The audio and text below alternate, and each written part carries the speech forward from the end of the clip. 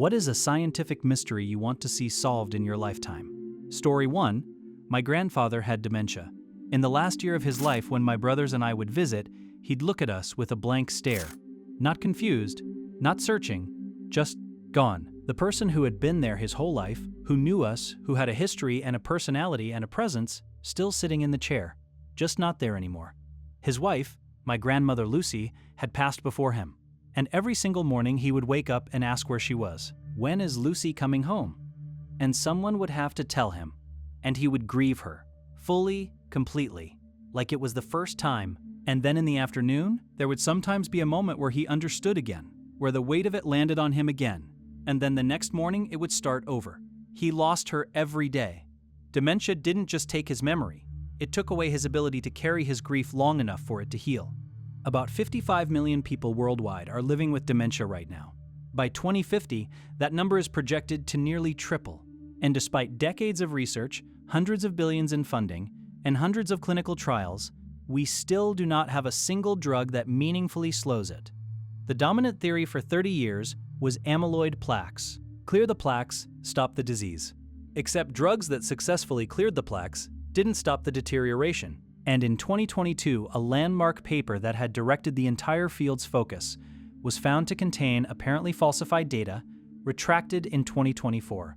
30 years, hundreds of billions of dollars, built in part on a foundation that may have been fabricated. The cruelest thing about Alzheimer's and dementia is the specificity of what it takes. It doesn't erase everything equally. It finds the things that make a person themselves, their recognition of the people they love, their ability to hold on to what happened yesterday, their sense of continuous identity across time, and it removes those first.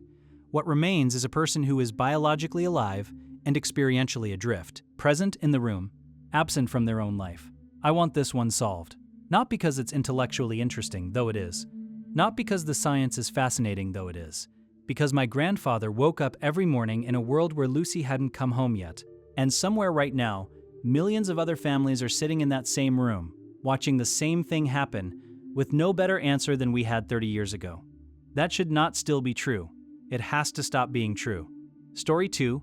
The reason we believe dark matter exists is straightforward. When you look at how fast stars rotate around the center of a galaxy, they are moving too fast. According to our models of gravity, the same models that correctly predict everything from falling apples to the orbit of Neptune, the stars on the outer edges of galaxies should be moving much slower than they are. They should fly off into space. They don't. Something is holding them. We cannot see it, we cannot detect it. We called it dark matter, and we decided it makes up roughly 80% of all matter in the universe. Invisible, undetectable, interacting with nothing except gravity, everywhere. Always inferred entirely from its absence. Here's the thing nobody at dinner parties says out loud. We have been searching for direct evidence of dark matter particles for 50 years. The Large Hadron Collider has found nothing. Dozens of dedicated underground detectors built specifically to catch dark matter interactions have found nothing. Every candidate particle, WIMPs, axions, sterile neutrinos, has been ruled out at the energy scales we can probe. At some point, the absence of evidence starts to look like evidence of absence, and a growing number of physicists are willing to say so. The alternative, the one that the field has resisted because it's deeply uncomfortable, is that the models are wrong. Not slightly wrong, fundamentally wrong about how gravity behaves at the scale of galaxies. Modified Newtonian dynamics, proposed in 1983, suggests that Newton's laws break down at extremely low accelerations, exactly the regime found at the outer edges of galaxies, and that this modification alone, with no dark matter at all, accurately predicts the rotation curves of spiral galaxies from their visible mass alone. Erik Verlinde at the University of Amsterdam has gone further, proposing that gravity itself is not a fundamental force but an emergent phenomenon arising from the quantum structure of space, and that what we call dark matter is actually the fingerprint of dark energy interacting with visible matter across galactic scales. Neither theory is complete. Both have problems. But consider the epistemological position we are currently in. The dominant model of cosmology requires that 95% of the universe, dark matter plus dark energy, consists of things we have never detected, never observed directly, and cannot explain from first principles. We built the model to fit the observations and then named the gaps. At what point does the simpler explanation become the braver one? That we are not missing 80% of the universe, but are instead missing something fundamental about how gravity works at scales we have barely begun to understand. The universe is not obligated to be made of things we can find. But it's worth asking whether 50 years of empty detectors is the universe telling us we're looking for the wrong thing entirely. Story 3. Every living thing on Earth, every bacterium, every tree, every human being, shares the same genetic code, the same 4 nucleotide bases, the same basic mechanism of storing and reading information. This is either because all life on Earth shares a single common ancestor, which we call LUCA, the last universal common ancestor, or because the chemistry of life is so constrained that it can only assemble itself one way. We don't know which. We have exactly one data point. We have never been able to tell whether DNA is the universal language of life or just the local dialect that happened to win on this particular planet 4 billion years ago.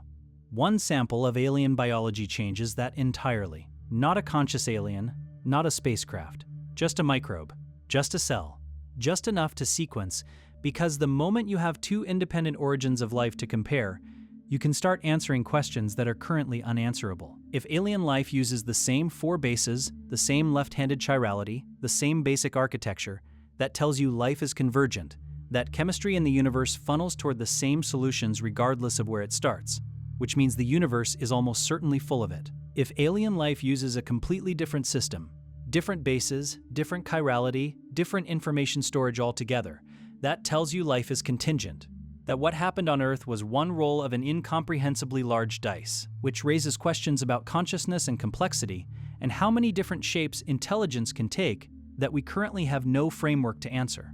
Either answer is the most important discovery in human history, and we are closer to being able to ask the question than we have ever been.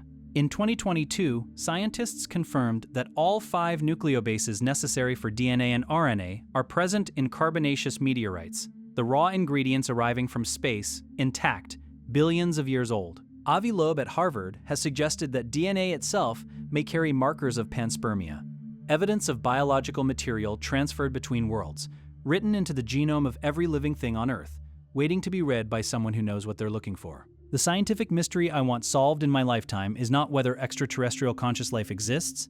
I'm fairly convinced it does. The question I want answered is what their biology looks like. Because in that answer, in whether their code resembles ours or is something we have never imagined, lies the answer to the oldest question we have ever asked. Not just are we alone, but what are we? Where did this come from? Why does anything live at all? One sample. That's all it would take.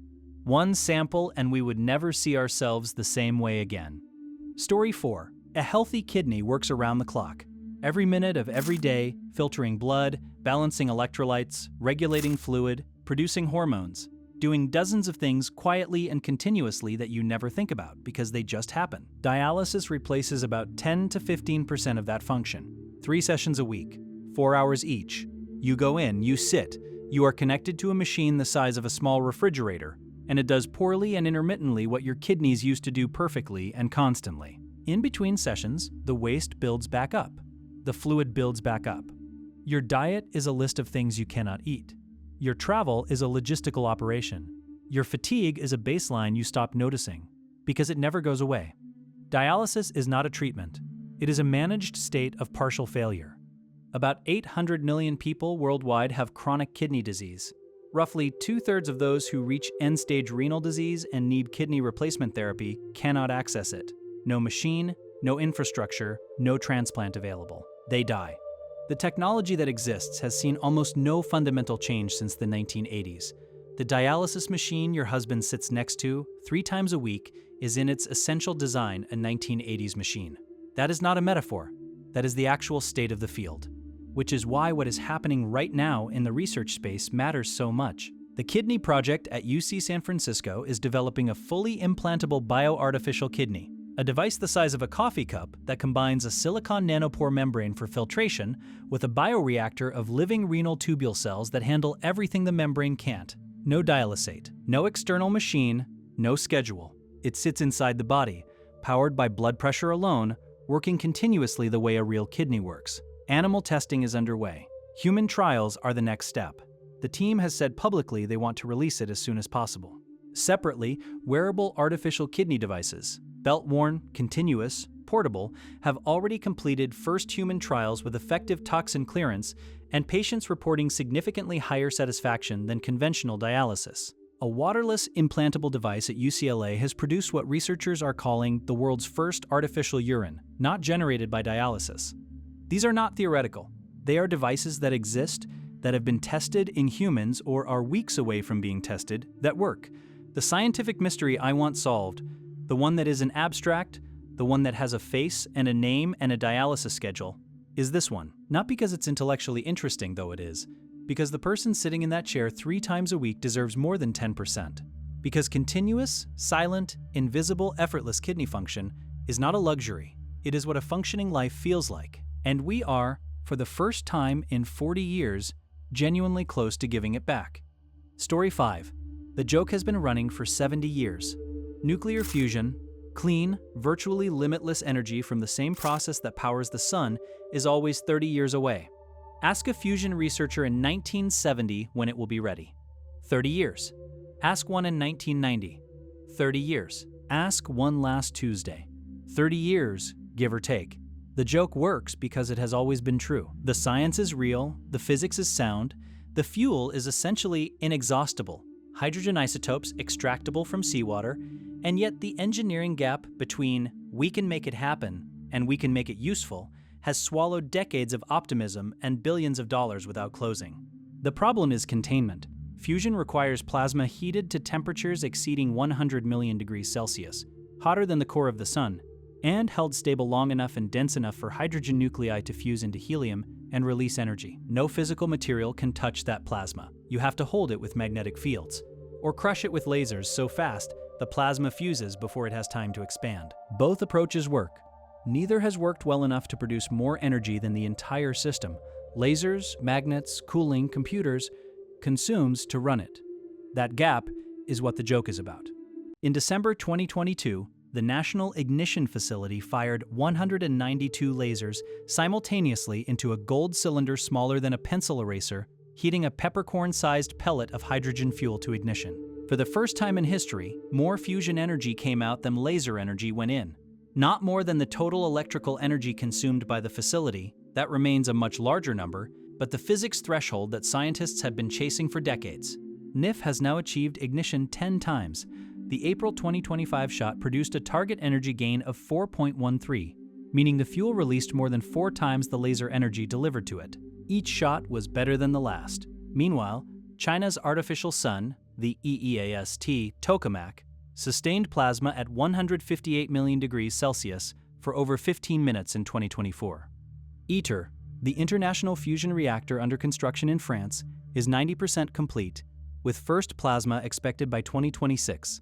Over 40 private fusion startups are now racing toward commercial reactors, with Helion Energy claiming in 2025 that its 7th-generation prototype produced electricity directly from fusion reactions. Microsoft has already signed a power purchase agreement with Helion for fusion electricity by 2028, a deadline most physicists consider optimistic, but nobody is calling impossible anymore. Nuclear fusion has been 30 years away since before most people reading this were born. The difference now is that for the first time, 30 years away and 30 years from now are the same sentence. Story 6. Every alien in every film looks like us with something changed. Bigger head, different skin color, extra limbs, reflective eyes. The reason for this is boring.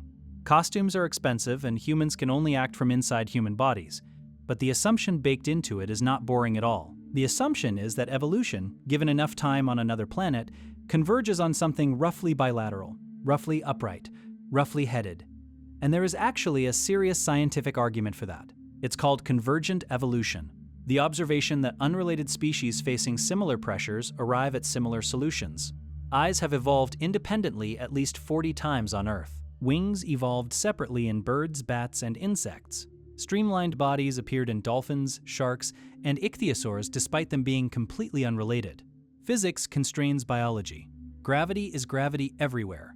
But here's what convergent evolution doesn't tell you. It only converges on solutions to the same problems, and the problems in another world might be completely different. A planet with no light, orbiting a dim red dwarf, or with a thick opaque atmosphere, has no selection pressure for eyes at all. A creature that evolved in a high-pressure ocean under kilometers of ice, like the one suspected to exist on Europa or Enceladus, has never encountered wind, never needed to move against gravity in open air, never had any reason to develop anything resembling a limb. It might navigate by magnetism, by pressure waves, by electrical fields the way sharks detect prey. It might not have a front and a back. It might not be an individual at all. It might be a colonial superorganism, thousands of simpler creatures operating in coordinated concert, the way a Portuguese man-o'-war is not one animal but many. On Earth, we already have creatures that break every intuition.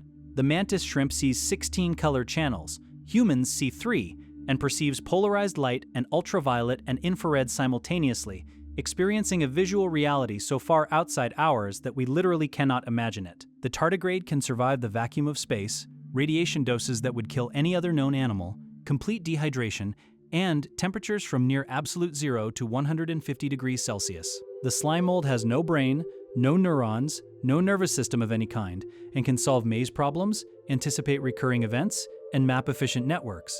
These things exist here, on Earth, on the one planet we know. The universe is 13.8 billion years old and contains 2 trillion galaxies. Biology has had incomprehensible amounts of time and space to run its experiments in conditions we have never encountered, under rules we don't fully understand, solving problems we haven't thought to ask. Whatever it produced out there, and it almost certainly produced something, the chances that it looks like a tall gray humanoid with large black eyes are essentially zero. The chances that it looks like anything we could have predicted from first principles are not much higher. I want to see it, not to talk about it, not to learn from it, just to see what the universe made when nobody was watching and it had 4 billion years and a completely different set of ingredients. That's the thing I want to know before I die. Just show me what else is possible. Story 7. Somewhere in the early 1990s, a paper described something called advanced glycation end products, AEGs. The mechanism is almost mundane in its elegance. Sugar molecules, circulating in your blood, latch onto proteins. Over time, those bonds accumulate, cross-linking proteins together, stiffening tissue, clogging the cellular machinery that was supposed to keep everything running cleanly. Your arteries stiffen. Your collagen loses elasticity. Your kidneys, retinas, and nerves accumulate damage that builds for decades before it becomes visible. It is chemistry happening in slow motion inside every cell in your body right now. It is one of the core mechanisms of biological aging, and a drug called allogebrium was developed specifically to break those bonds, and in animal studies it worked. Arterial stiffness reversed. Cardiac function improved. The crosslinks dissolved. The FDA never approved it for humans, not because it was unsafe, but because the trials were too small and the company ran out of money. The molecule that partially undid aging in rats quietly disappeared from the headlines. AGs are one piece of a puzzle that researchers now describe as the hallmarks of aging. 9 distinct biological processes that together produce everything we recognize as getting old. Telomere attrition, the protective caps on your chromosomes shortening with every cell division until the cell can no longer divide. Cellular senescence, old damaged cells that stop dividing but refuse to die, instead secreting inflammatory signals that poison surrounding tissue. Mitochondrial dysfunction, epigenetic drift, loss of protein homeostasis. Each one is a specific targetable mechanism, not fate, not entropy, a problem with a potential solution. The research has moved faster in the last 5 years than in the previous 50. Senolytics, drugs that selectively destroy senescent zombie cells, are in human clinical trials and showing results across more than 70 age-related conditions. Rapamycin, originally an Easter Island soil bacterium derivative used in organ transplants, extends median lifespan in mice by up to 36% even when given late in life. Telomerase activators are restoring telomere length in human cell lines. A combination of rapamycin and acarbose produced the largest lifespan extension ever recorded in the National Institute on Aging's testing program. The pieces are assembling, which is where philosophy becomes urgent. Because if aging is not inevitable, if it is a collection of specific breakdowns that can be interrupted, reversed, or prevented, then the question stops being scientific and becomes something harder. What do you do with more time? Who gets access to it and who doesn't? What happens to societies built on the assumption that generations turn over? What happens to ambition, to urgency, to the particular clarity that comes from knowing time is finite? Science is not asking those questions. It is simply solving the problems in front of it, one hallmark at a time. The questions will arrive on their own when the solutions do. And based on where the research is right now, they may arrive sooner than anyone is prepared for. Story 8. Einstein's general relativity does not prohibit time travel. This is the part that should unsettle you. The equations permit structures called closed time-like curves, paths through space-time that loop back on themselves, returning a traveler to their own past. They are mathematically valid solutions. The physics doesn't say no. What says no are the paradoxes, and there are two of them, and they are both genuinely irresolvable depending on which version of reality you think you're living in. The grandfather paradox is the famous one. You travel back in time and kill your grandfather before your parents were conceived. You are therefore never born. You therefore never build the time machine. You therefore never travel back. Your grandfather therefore lives. You are therefore born. You therefore build the machine. You therefore travel back. You therefore kill your grandfather. The loop has no starting point and no resolution. It is a logical contradiction dressed as a physics problem. And the universe, as far as we can tell, does not permit logical contradictions. Something has to give. The bootstrap paradox is subtler and in some ways stranger. A time traveler goes back in time and gives Beethoven the complete sheet music for his Fifth Symphony. Beethoven publishes it as his own. The time traveler, living in the future, learns the symphony, which Beethoven wrote, and goes back to give it to him. Where did the music come from? It was never composed. It just loops, self-caused, existing without ever having been created. The bootstrap paradox doesn't create a contradiction. It creates an object with no origin, information that has always existed and never been invented. The universe has no mechanism for that either. Stephen Hawking's answer was the chronology protection conjecture. His proposal that the laws of physics, specifically quantum effects near any closed time-like curve, would cause space-time itself to break down before a time loop could stabilize. He described it as a chronology protection agency keeping the universe safe for historians. Kip Thorne, who first seriously explored wormhole time machines, concluded that all time machines likely self-destruct the moment they are activated. The universe, it appears, has thought of this already. And then there is the constraint you remember, the elegant, airtight one. Even if a time machine could exist, you could only travel back to the moment it was switched on. No machine, no destination. Which means the past, all of it every moment before now, is permanently, structurally inaccessible. Not because physics forbids it, because there is nothing to travel to. The door was never installed. You cannot walk through a door that does not exist on the other side. Story 9. Mars is the obvious candidate and the frustrating one. We know liquid water flowed there. We know it had a thicker atmosphere. We know its ancient riverbeds and lake beds are real. Curiosity and perseverance have been driving through them. What we don't know is whether anything ever lived in that water, and whether anything still lives today. Deep underground, insulated from the radiation-blasted surface, kept alive by a process researchers only recently started taking seriously. Cosmic rays penetrating the Martian surface react with subsurface ice and water through a process called radiolysis, releasing electrons that microbes can metabolize as an energy source without sunlight, without surface access, without anything we'd normally associate with habitability. A 2025 study confirmed the mechanism is viable at the depths and temperatures found on Mars right now. Something could be down there, powered by radiation from deep space, completely invisible to everything we've sent to the surface so far. Europa is the one that keeps planetary scientists up at night. Jupiter's ice-covered moon harbors a liquid water ocean beneath its crust, more liquid water than exists on the entire surface of Earth, kept warm by tidal flexing as Jupiter's gravity kneads the moon like dough. The ocean has been there for billions of years. It has the ingredients, it has energy, it has the time. NASA's Europa Clipper launched in October 2024 and is currently traveling 1.8 billion miles toward Jupiter, arriving in 2030 to perform 49 close flybys. It is not officially a life detection mission. It is a habitability mission, determining whether conditions could support life. The instruments aboard can detect organic molecules in the ice. A 2024 NASA experiment confirmed that biosignatures from a subsurface ocean could survive just under the surface ice despite the harsh radiation environment. If something is living in that ocean, Europa Clipper may find its fingerprints. And then there is Enceladus, Saturn's small moon that is doing something no other world in the solar system is doing. It is actively venting its ocean into space. Geysers at its south pole shoot plumes of water vapor, ice grains, organic molecules, hydrogen and silica particles hundreds of kilometers above the surface. Cassini flew through those plumes and tasted them. It found saltwater chemistry. It found complex organics. It found hydrogen, a potential energy source for microbial life. Scientists have now confirmed that a spacecraft flying through those plumes with current instrumentation could detect fragments of a single bacterial cell if one were present. The ocean is shooting its contents into space, and we have the tools to read them. We just need to send something back. 3 worlds. 1 already being visited by rovers. 1 with a spacecraft en route right now.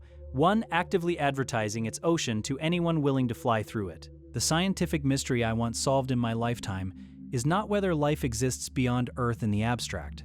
It is whether the answer is already waiting in the data from a flyby that hasn't happened yet. Sitting in the ice of a moon 800 million miles away, patient, ancient, completely indifferent to the question we have been asking about it for centuries. Story 10. Newton described gravity perfectly. His equations predicted the orbit of every planet, the arc of every cannonball, the trajectory of every moon with such precision that we used them to land spacecraft on other worlds 300 years after he wrote them. What he never explained, and what he freely admitted he couldn't explain, was what gravity actually is. How does the sun reach across 93 million miles of empty space and tell the Earth which way to fall? Newton called it action at a distance and said he framed no hypotheses. The mechanism was blank, the equation worked, the explanation didn't exist. Einstein filled the blank. His answer was that gravity is not a force at all. It is geometry. Mass warps the fabric of space-time, the 4-dimensional continuum in which all events occur, and what we experience as gravity is simply objects following the straightest possible path through that curved geometry. The Earth doesn't fall toward the sun because something is pulling it. It follows a curve in space-time that the sun's mass has created. The way a marble rolls toward the center of a stretched rubber sheet. There is no pull, there is only shape. You are not being pulled to the ground right now. The ground is accelerating toward you through curved space-time, and your body is resisting that acceleration, which is what you feel as weight. The 4th dimension in this picture is time, not space.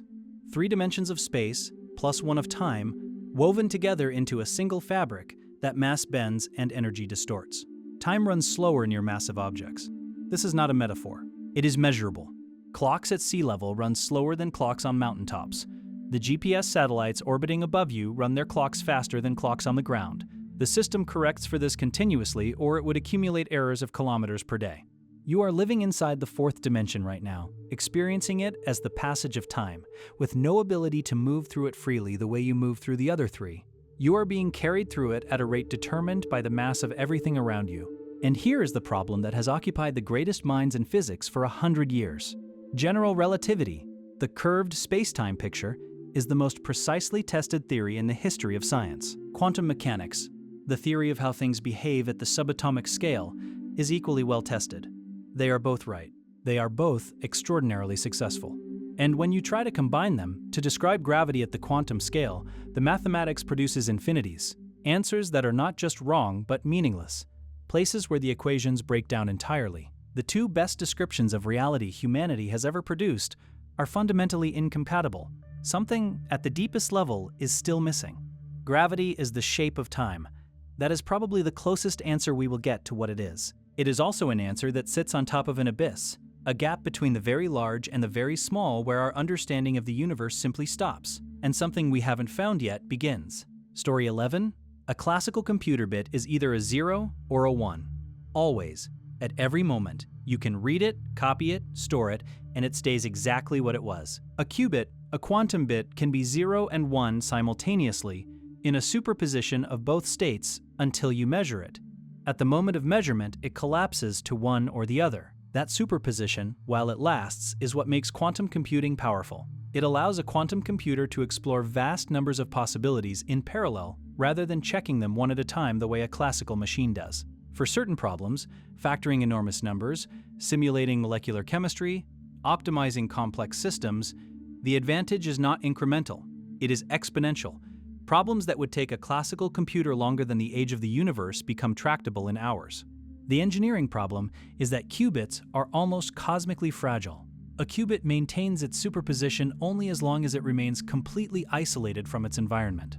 Any interaction, a stray photon, a vibration, a fluctuation in temperature, a neighboring qubit's electromagnetic field, collapses the superposition prematurely.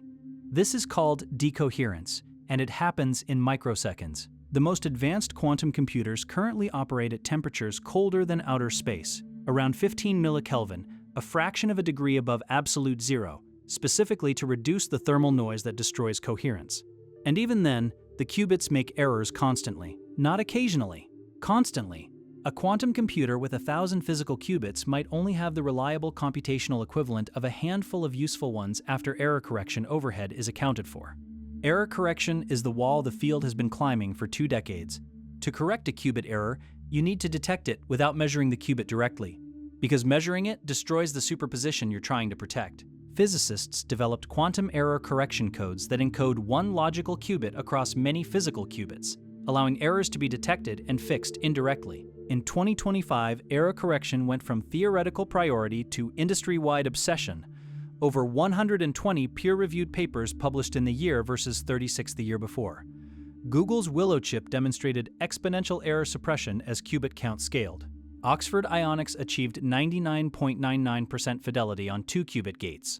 A new estimate suggested breaking RSA encryption might require only 1 million physical qubits, down from earlier projections of 20 million.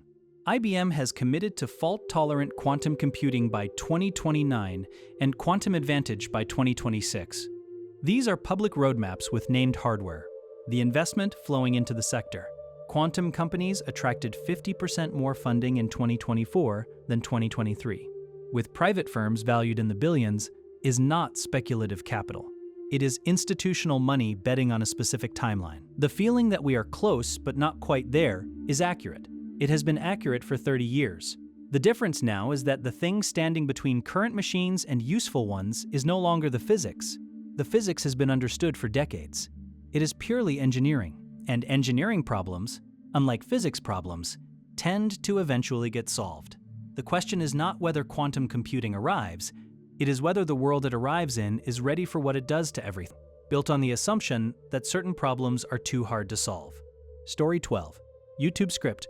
Black Hole Universe Cosmological Natural Selection. Episode script. Our universe was born inside a black hole. A physicist proposed it in 1992. Nobody has disproved it. The Big Bang was not the beginning of everything. It may have been the exit wound of a singularity in a parent universe, and every black hole in our sky may be doing the same thing right now. Around 250 words, around 2 minutes read time. Reddit Science Theory in 1992. A theoretical physicist named Lee Smolin proposed something that sounds like it was written at 2 a.m. after too much coffee, but is in fact a peer-reviewed scientific hypothesis that has survived 30 years of attempts to disprove it. His idea, every black hole in our universe is the seed of a new universe.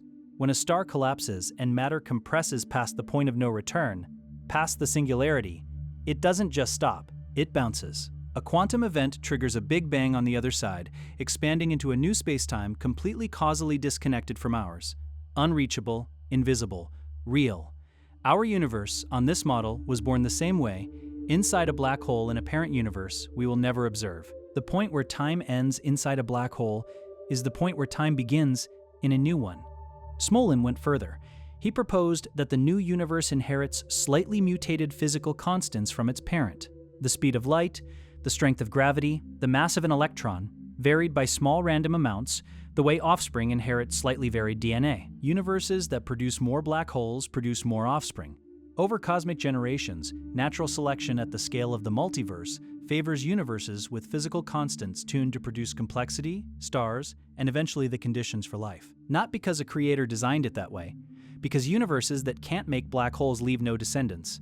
We are here because our universe was good at reproducing. The constants that make chemistry possible and the constants that make black holes possible turn out to be nearly the same constants. That is either a coincidence or a clue. The stress test. Smolin himself said the theory would be falsified if you could show that changing any physical constant would increase black hole production. Some physicists have argued exactly that a universe with stronger gravity would collapse faster into more black holes before life could form, suggesting our constants aren't actually optimized for reproduction. The debate is unresolved. The theory has not been falsified. It has also not been confirmed. It sits in the uncomfortable scientific category of things that are coherent, testable in principle, and currently untestable in practice, because the baby universes are behind event horizons we can never cross. Then there is this, a 2025 analysis of over 200 early galaxies observed by the James Webb Space Telescope found that roughly 2/3 of them spin in the same direction. Statistically, you'd expect half. One proposed explanation. Our universe is inside a rotating black hole, and its spin is imprinting a preferred axis on everything inside it. influencing the rotation of galaxies across billions of light years. It has not been confirmed, but it has not been explained any other way either. You looked at the universe and intuited that the Big Bang looked like something coming out the back end of something else. You were in good company. The question is not whether the idea is crazy, the question is whether the universe is crazy enough to make it true, and based on everything else physics has discovered in the last 100 years, that bar is lower than most people think. Story 13. The alchemists were right. It just took until 1980 for Glenn Seaborg, the man who discovered 10 elements and has one named after him, to actually do it. He bombarded bismuth with carbon and neon nuclei at the Lawrence Berkeley National Laboratory and produced gold. Real gold, the genuine article, 79 protons, chemically indistinguishable from anything you'd find in a mine. The dream that consumed thousands of years of human effort was achieved in a particle accelerator in California. One of his co-authors estimated the cost, more than $1 quadrillion per ounce. The science worked perfectly. The economics were a slight problem. In May 2025, CERN's Large Hadron Collider, the 27-kilometer ring buried under the French-Swiss border that cost $4.75 billion to build and consumes 200 megawatts of power continuously, turned lead into gold at a rate of 89,000 atoms per second. That sounds impressive until you do the maths. Over 3 years of operation, the total gold produced was approximately 29 picograms. A picogram is a trillionth of a gram. The world mines 3,000 metric tons of gold annually. The LHC's 3-year haul at maximum output would be invisible to the naked eye and worth a fraction of a cent. The cost per ounce produced, roughly 1 trillion times the market price. There is, however, a genuinely new development. In July 2025, a San Francisco startup called Marathon Fusion published a paper proposing a method to produce gold at meaningful scale, not by brute force particle collision, but by exposing mercury-198 to neutron flux inside a nuclear fusion reactor. The mercury absorbs a neutron, becomes an unstable isotope, and decays into stable gold-197 within 64 hours.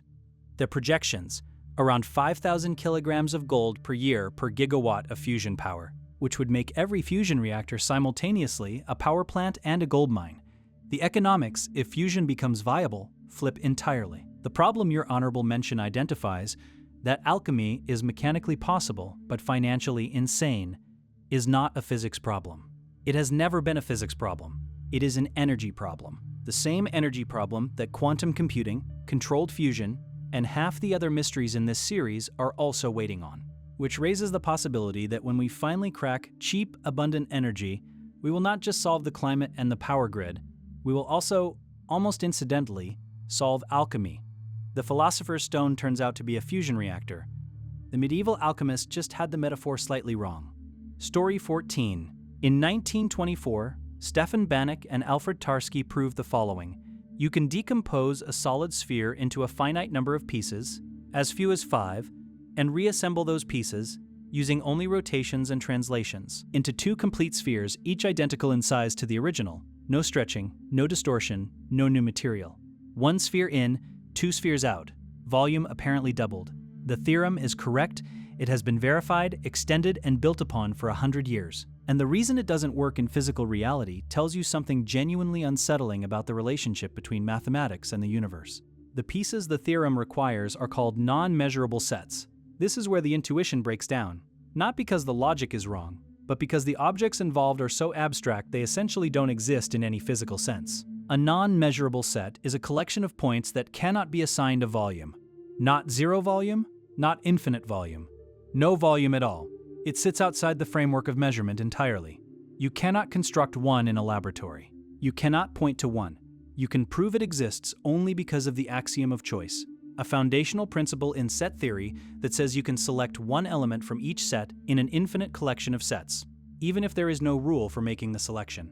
The axiom of choice is accepted by most mathematicians as necessary and true. It also, as a direct consequence, makes the Banach-Tarski paradox unavoidable. The physical reason it fails is that matter is not a mathematical continuum. A real sphere is made of a finite number of atoms. You cannot divide it into non-measurable sets because atoms are indivisible at the relevant scale. The infinity that the paradox requires simply isn't there. The mathematical sphere exists in a space of infinite density, where every region, no matter how small, contains infinitely many points. The physical sphere does not. The paradox lives in the gap between those two things, in the space between the map and the territory, between the mathematical description of reality and reality itself. What makes it philosophically interesting rather than just mathematically interesting is the question it forces. If mathematics can prove something that is logically rigorous, internally consistent, and accepted by the entire field, and it is also physically impossible, what does that tell us about the mathematics we are using? Are we describing reality, or have we built a system so powerful and so abstract that it has begun generating truths that have no correspondence to anything that exists? The Banach-Tarski paradox is not a flaw in mathematics. It is a warning label on the axiom of choice, and the field's response to it, not to abandon the axiom, but to carefully note which results require it and treat those results with appropriate caution, is one of the most quietly honest things mathematics has ever done. A P can be decomposed and reassembled into the sun. The proof is correct. The P is safe. Story 15. If you look up 5 different aviation textbooks and ask how a wing generates lift, you will get 5 different explanations. Some will tell you it is Bernoulli's principle. The air traveling over the curved top of the wing has to move faster than the air beneath, and faster moving air has lower pressure, so the wing gets pushed upward by the pressure difference. Some will tell you it is Newton's third law. The wing deflects air downward, and the equal and opposite reaction pushes the wing up. Some will tell you it is the Coanda effect.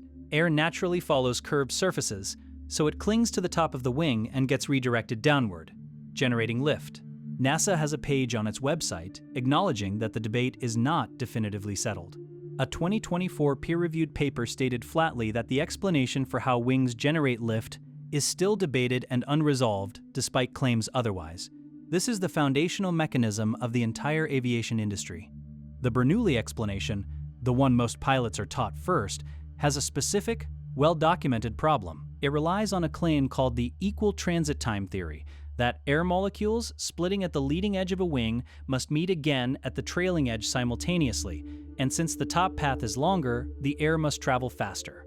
Experiments have shown this is simply not true. Air over the top of a wing arrives at the trailing edge significantly before the air below. The pressure difference is real. The mechanism usually given to explain it is not. The explanation that appears in millions of textbooks, is taught to student pilots worldwide, and is reproduced on school classroom walls, is demonstrably wrong in its most common form. The Newtonian explanation, wing pushes air down, air pushes wing up, is more robust and applies universally. It explains why flat wings work, why inverted flight is possible, why barn doors generate lift at sufficient angle and speed.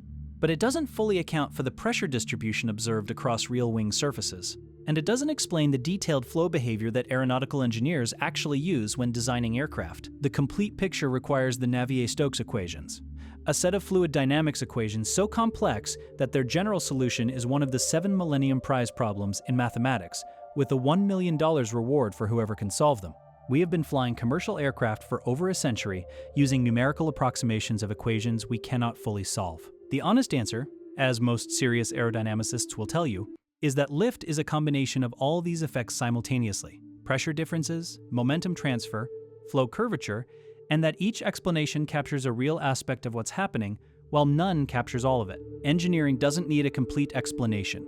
The mathematics of computational fluid dynamics works well enough to design wings that perform exactly as predicted, even if the intuitive explanation of why they work remains contested.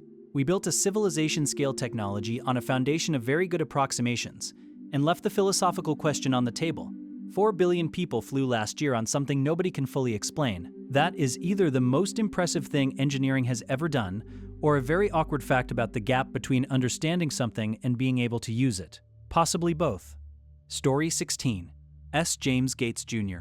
is a theoretical physicist at the University of Maryland, a former member of the U.S. President's Council of Advisors on Science and Technology, and one of the world's leading authorities on supersymmetry, the mathematical framework that attempts to describe the most fundamental structure of reality. He was not investigating the simulation hypothesis. He was not looking for evidence of anything unusual. He was doing the mathematics of superstring theory when he found, embedded in the equations describing quarks and leptons, something that should not have been there: doubly even self-dual linear binary error-correcting block code, the same class of code that makes your web browser work. The kind of code that exists specifically to detect and correct errors introduced by imperfect physical computing processes. in the equations of the universe's most fundamental physics, unrequested, unexplained, undeniable. Gates said publicly, how could we discover whether we live inside a matrix? One answer might be, try to detect the presence of codes in the laws that describe physics. And this is precisely what I have done. He was careful not to claim proof. He was careful to say it was suggestive, not conclusive. And then he said the thing that landed. I can no longer say that people who believe we live in a simulation are crazy. That is a precise and measured statement from a precise and measured scientist. It is not an endorsement, it is an acknowledgement that the evidence is real and the interpretation is open. Here is the skeptical position, and it is a good one. We are pattern recognition machines who invented mathematics and computers and now use both to describe nature. We built error-correcting codes to solve a specific engineering problem. We then found mathematical structures in physics that resemble those codes, but resemblance is not identity. Our mathematical tools were built by human minds shaped by nature. It would be strange if they didn't rhyme with nature's structures. The fact that browser code and quantum field equations share a mathematical family might tell us more about the constraints on information processing in general than about whether someone is running us on a server. We may have found our own reflection and mistaken it for a window. And yet, the simulation argument rests on a deceptively simple logical foundation. Nick Bostrom's trilemma. Either almost all civilizations go extinct before developing simulation technology, or almost all advanced civilizations choose not to run simulations, or we are almost certainly living in one. The third option requires no exotic physics. It requires only that computing power continues to scale, which it has done without interruption for 70 years. And if we are in a simulation, the question of whether the code Gates found is evidence of it or an artifact of our mathematical framework becomes genuinely undecidable. Because a perfect simulation would produce exactly the same mathematics either way. The most unsettling thing about the simulation hypothesis is not that it might be true, it is that there may be no possible observation that could prove it false. And a claim that cannot be falsified is not exactly science, but it is not nothing either. It is the kind of question that sits at the edge of what inquiry can reach. And the fact that a physicist of Gates's caliber found something in the equations and genuinely did not know what to make of it is at minimum the most interesting I don't know in contemporary physics. Story 17. The reason nothing can travel faster than light is not arbitrary. It is not a technological limitation waiting to be engineered around. It is embedded in the structure of space-time itself. As an object with mass accelerates toward the speed of light, the energy required to accelerate it further increases, without limit. At exactly the speed of light, the required energy becomes infinite. You cannot reach it because the universe charges you more the closer you get. And the final bill is everything that exists. Only massless particles, photons, gravitons, travel at sea, and they do so not by accelerating but because they have no choice. For anything with mass, the speed of light is not a barrier. It is a horizon that recedes infinitely as you approach it. Here is the loophole. Einstein's equations describe how objects move through space-time. They do not limit how fast space-time itself can move. The universe has been expanding since the Big Bang at rates that exceed the speed of light in the most distant regions. Not because anything is traveling faster than light locally, but because the space between objects is growing. What Miguel Alcubierre realized in 1994 is that the same principle could theoretically be weaponized. Contract space-time ahead of a spacecraft. Expand it behind. The ship sits in a flat bubble, stationary relative to its immediate surroundings, while the bubble itself surfs a wave of space-time geometry to any destination at any speed. No local speed limit is violated. The ship never moves. The universe moves around it. The problem is exotic matter. The Alcubierre drive requires regions of space-time with negative energy density, matter that has never been observed, whose existence is theoretically permitted by quantum field theory in extremely limited contexts like the Casimir effect, but which cannot be produced or sustained at any scale approaching what the drive requires. Early estimates put the energy needed at roughly the mass energy equivalent of the planet Jupiter. Later refinements reduced that figure, but not to anything a civilization with our energy budget could approach. A 2025 paper proposed warp drive geometries that reduced the exotic matter requirement further still, and described classes of subluminal warp bubbles that might use only positive energy. Physics is not dead. It is expensive. There is also the causality problem. A faster-than-light drive, in the framework of relativity, is also a time machine, because FTL travel in one reference frame is backwards time travel in another. Most physicists consider this the deeper objection, the one the exotic matter problem is almost a distraction from. A universe that permits. FTL also permits closed causal loops, affects preceding causes. Grandfather paradoxes. Either the universe forbids FTL for exactly this reason, as Hawking's chronology protection conjecture suggests, or our understanding of causality needs revision at scales we haven't reached yet. The speed of light is a wall. The wall has gaps in it. The gaps require resources we don't have, solve problems we haven't solved, and open doors we may not be ready to walk through. Whether highly unlikely and physically impossible are the same thing depends entirely on how long you're willing to wait and how much of the universe you're willing to spend getting there. Story 18. The crop circle debunking is legitimate and necessary to say up front. The majority of formations, particularly from the 1990s onward as the phenomenon went viral, are human-made. Doug Bauer and Dave Chorley confessed in 1991. Planks, ropes, garden rollers, and enough darkness. Teams of artists have demonstrated they can produce extraordinarily complex formations in a single night. Colin Andrews, one of the most serious researchers in the field, estimated that 80% of formations are hoaxes. That number matters. It also leaves 20%, and the 20% is the part that has been quietly making physicists uncomfortable for 40 years. Here is what distinguishes the formations that researchers consider potentially genuine from the ones they don't.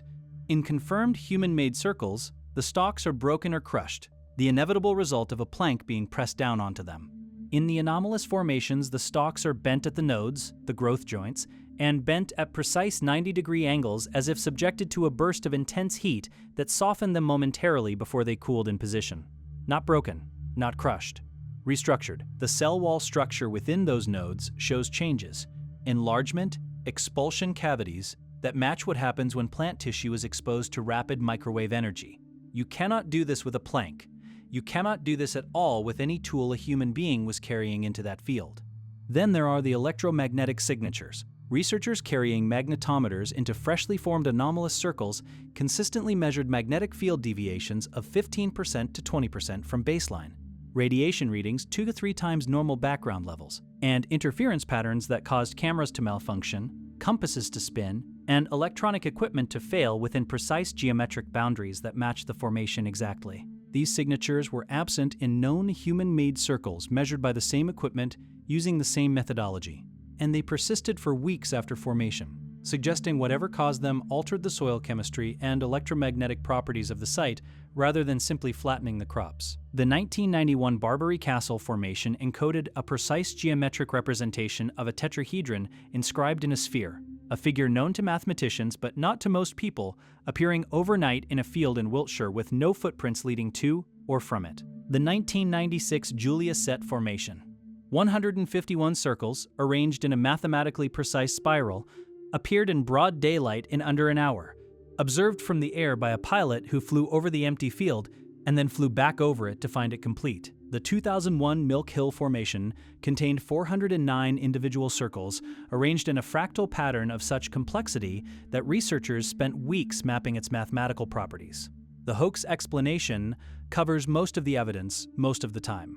For the specific subset of formations with bent nodes, electromagnetic anomalies, absent footprints, and mathematical encoding beyond the reach of planks and ropes, it covers nothing. Something made those. Nobody knows what. Story 19. The neurological explanation for déjà vu is that your brain's memory retrieval system misfires. The feeling of familiarity gets triggered without an actual matching memory, creating the sensation of recognition without cause. It is a processing error, a signal arriving in the wrong order. The part of your brain that says, "I've seen this before," fires slightly ahead of the part that checks whether you actually have. The explanation is coherent, well supported by epilepsy research. Patients with temporal lobe seizures experience intense, prolonged déjà vu, and probably accounts for most instances most of the time. And yet it leaves something on the table, because the explanation describes a mechanism but not a reason. It explains the sensation as a malfunction, without explaining why the malfunction so specifically mimics the feeling of foreknowledge. A misfiring alarm doesn't tell you the time. A misfiring memory system shouldn't consistently produce the experience of having accurately predicted the present moment. The quantum angle is speculative but not baseless. Dean Radin at the Institute of Noetic Sciences ran EEG experiments, wiring participants to brain monitors and showing them random images. The brain activity spiked before negative images appeared, not in response to them. Fractionally, measurably, consistently. The participants weren't consciously predicting. Their brains were. Radin's proposed mechanism is quantum entanglement across time. The same entanglement that connects particles across space, also connecting your brain to its own near future, allowing information to propagate backwards in tiny increments. Some people hypothesize that precognition is your brain entangled with itself in the future, he said. Because entanglement is not only things separated in space, but also separated in time. The simulation angle is simpler and harder to dismiss. If the universe is computational, if moments are rendered sequentially like frames, then déjà vu could be exactly what it feels like: a cache error, a frame loaded twice, a moment where the rendering engine repeated itself and consciousness noticed the seam. The Matrix framing is pop culture, but the underlying logic isn't trivial. A system running on finite resources would occasionally produce duplicates. The experience of already seen would be the subjective feel of a repeated render. Whether that means anything beyond metaphor depends entirely on whether the simulation hypothesis means anything at all, which, as we have already established in this series, is genuinely undecided. The many worlds interpretation offers a third option. If every quantum event branches into parallel timelines, and if consciousness in some sense traverses those branches, then déjà vu might be the feeling of arriving at a moment you have already lived through in an adjacent timeline. Not memory of this past, but bleed through from another present. The physics permits it. Nothing confirms it, nothing rules it out. Neuroscience says it is a glitch. The quantum physicists say it might be a signal. The simulation theorists say it might be a seam. And you are standing in a room you have never been in, certain that you have, certain that you know what happens next, and the feeling passes before you can prove it right. Every time, exactly like it did before. Story 20. In November 2018, a Chinese biophysicist named He Jiankui announced at a gene editing conference in Hong Kong that he had done what the entire scientific community had agreed must not be done yet. He had used CRISPR to edit the germline, the heritable DNA, of human embryos, implanted them, and allowed them to develop to term. Twin girls, born with modified genomes, modifications that will be passed to their children and their children's children, permanently altering the human lineage in ways that cannot be undone. He was trying to make them resistant to HIV.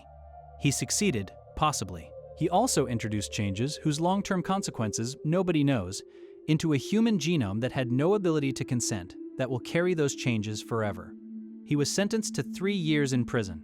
The girls are alive. They are growing up somewhere in China. Their genome is different from every human who has ever lived. CRISPR, clustered regularly interspaced, short palindromic repeats, is the tool that made this possible and that makes everything that comes next possible too.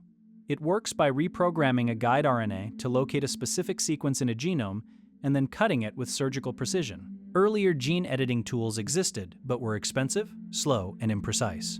CRISPR is fast, cheap, and accessible. A competent molecular biology graduate student can use it. The reagents cost less than $100. The knowledge is freely published. The barrier between understanding what CRISPR can do and being able to do it is lower than at any point in the history of biotechnology. And it is falling every year. The commercial applications already in deployment are genuinely extraordinary. The first CRISPR-based medicine, a treatment for sickle cell disease, was approved in 2023 and works by editing patients' own cells to produce functional hemoglobin. Dozens of clinical trials are underway for cancers, genetic blindness, hereditary diseases. Agricultural CRISPR is already producing drought-resistant crops, disease-resistant livestock, and higher-yield varieties. This is the surface. Underneath it, several tech billionaires have now set up privately funded companies with the explicit stated goal of creating genetically modified children, not to prevent disease, but to enhance cognitive and physical traits. Heritable genome editing is banned by law or binding treaty in most of the world. The companies are incorporated in jurisdictions where it isn't. The regulatory gap between what the law says and what the technology permits has never been wider. The bioweapon question is the one discussed in classified briefings and almost nowhere else publicly. CRISPR can in principle be used to enhance pathogens, to make viruses more transmissible, more lethal, more resistant to treatment. It can be used to create gene drives that could theoretically alter or eliminate entire species. The same tool that cured sickle cell disease could, in the wrong hands with the wrong intent, be used to engineer something with no natural predator and no natural cure. The technical knowledge required is the same knowledge freely available in scientific literature. The difference between a therapeutic application and a catastrophic one is intent and a few modifications to the same protocol. We have given ourselves the ability to rewrite life. We have not agreed on the rules. We have not decided who has the authority to make them. We have not built the enforcement mechanisms to stop the people who have already decided they don't need permission.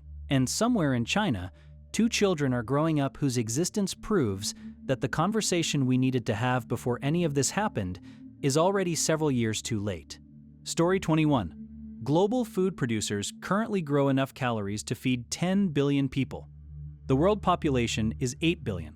The hunger crisis is not a production crisis. There has never been a production crisis. It is a distribution crisis, one of the most solvable and least solved problems in human civilization, persisting not because we lack the food, but because we lack the infrastructure, the cold chains, the roads, the political alignment, and the economic incentives to get the food from where it is produced to where it is needed before it spoils. 1/3 of all food produced globally, roughly 1.3 billion tons per year, valued at up to $1 trillion, is lost or wasted before anyone eats it. In Africa alone, 37% of food per person is wasted annually in regions where millions are simultaneously food insecure. Food and hunger exist in the same geography. They simply never connect. The largest single point of failure is cold chain infrastructure, the refrigerated storage, transport, and handling systems that keep perishable food viable between harvest and consumption. A 2024 University of Michigan study estimated that poor or outdated cold chain infrastructure is responsible for up to 620 million metric tons of lost food annually. In large parts of sub-Saharan Africa, South Asia, and Southeast Asia, cold chain coverage is either non-existent or too expensive for smallholder farmers to access. A farmer can grow a successful crop and lose 40% of it to spoilage before it reaches a market, not because of any failure of effort or skill, but because the road is unpaved, the storage is unrefrigerated, and the distance to buyers is too great. The problem is entirely solvable with existing technology. It has not been solved because the capital required flows toward markets with purchasing power, not toward the places where the need is greatest. The technology emerging to address this is moving faster than the political will to deploy it. AI-powered logistics platforms now match surplus food with redistribution networks in real time. Platforms like Meal Connect and Food Rescue Hero are already diverting millions of meals annually that would otherwise be discarded, routing them to food banks and community organizations within hours of identification. Blockchain-based supply chain tracking allows every step of a food's journey to be recorded and verified, identifying loss points with precision that paper-based systems never could. Drone delivery networks are beginning to reach communities that road infrastructure cannot serve. Vertical farming and lab-grown protein are decentralizing production, moving food generation closer to consumption, reducing the distance that generates waste. The dream of instantaneous transport, food appearing where it is needed the moment it is needed, is a physics problem that remains unsolved. The dream of reliable, fast, waste-free distribution to every community on Earth is an engineering and political problem that is closer to solvable than at any previous point in history.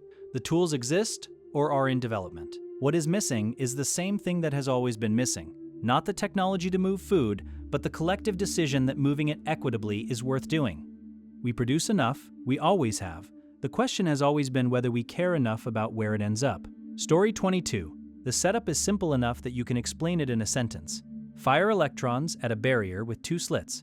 On the other side, a detector screen records where they land. What you expect is 2 bands of impacts corresponding to 2 slits. What you get is an interference pattern. Dozens of alternating light and dark bands, which is what you would get if electrons were waves spreading through both slits simultaneously and interfering with themselves. A single electron, fired alone, builds the interference pattern over time. Each electron lands in one place. But the cumulative pattern only makes sense if each individual electron somehow went through both slits at once and interfered with itself. And when you place a detector at the slits to observe which one it goes through, the interference pattern vanishes. The electron picks a slit. 1 band. 2 bands. The wave disappears the moment you look. The Copenhagen interpretation, the oldest and still most widely taught, says, "Do not ask what the electron is doing before you observe it." The question has no answer. The electron exists as a wave of probabilities until measurement, at which point the wave function collapses to a single outcome. Reality, in this picture, is not defined until it is observed. There is no fact of the matter about where the electron was before you looked. This is not a limitation of our knowledge. It is a statement about the nature of existence. Niels Bohr held this position with complete conviction. Einstein spent the rest of his life trying to prove him wrong. Einstein lost. the many worlds interpretation, proposed by Hugh Everett in 1957, and increasingly favored by physicists who find Copenhagen's silence on mechanism unsatisfying, says, the wave function never collapses. Every possible outcome happens. The universe branches. When you observe the electron, you and the electron become entangled, and the version of you that saw it go left and the version of you that saw it go right both exist in separate, equally real branches of the universal wave function. No collapse, no randomness, just branching, forever at every quantum event, generating an uncountably vast multiverse from every measurement ever made. The mathematics is clean. The implications are vertiginous. The branches cannot communicate with each other. You will never know which one you're in. The pilot wave interpretation, de Broglie and Bohm's alternative, largely ignored for decades and recently experiencing a revival, says, the electron is always a particle, always going through one slit, always with a definite position, but it is guided by a real physical wave, the pilot wave, that goes through both slits, interferes with itself, and steers the particle to the interference pattern. No collapse, no branching, just a particle riding a wave you cannot directly observe. Completely deterministic. I agree with every experiment. Deeply unpopular because it requires a wave that propagates faster than light and responds instantaneously to changes across the entire experiment, which feels like it violates relativity, even though it technically doesn't. 3 interpretations, 1 experiment, identical predictions, completely incompatible pictures of what reality is. The reason this bugs you, the reason it should bug everyone, is that science is supposed to converge on truth. The double-slit experiment is the point where it converged on mathematics and stopped. The truth underneath the mathematics is still up for grabs, and the implications for everything that comes after, fiber optics, quantum computing, FTL, the nature of light, the nature of observation itself, depend entirely on which picture is correct. We are building the technology without knowing the story. The experiment works perfectly. We just don't know what it means.